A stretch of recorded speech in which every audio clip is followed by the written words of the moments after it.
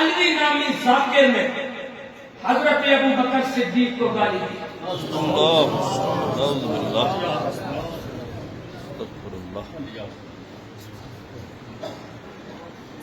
ہم اہل سنت و جماعت ہمیشہ پرامن ہے، پرامن رہیں گے.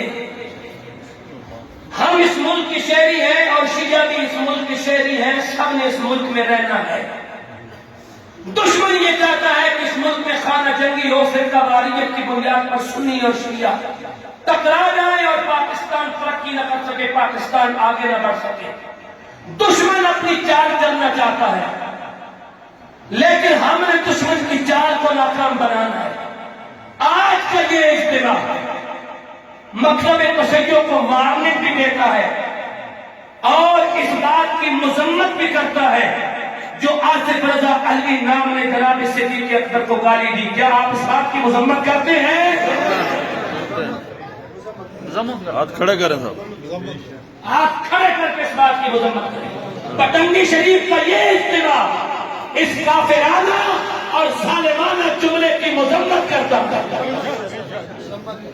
اور اہل تشیع کے ہاں جو ذمہ دار علماء ہیں، اگر ہیں ان کے پاس ذمہ دار علماء، تو ان کے ذمہ دار علماء کی ذمہ داری بنتی ہے کہ وہ ایسے ظالم اور بد کردار مدعا کی پیداوار لوگوں کو سمجھائے، اس لیے کہ پاکستان انتشار اور افتراق کا متحمل نہیں ہو سکتا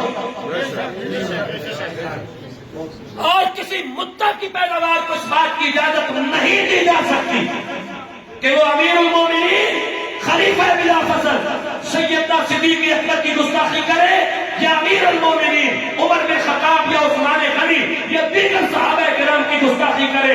اس لیے کہ ہمارے پاس جتنا بھی دین موجود ہے اس کے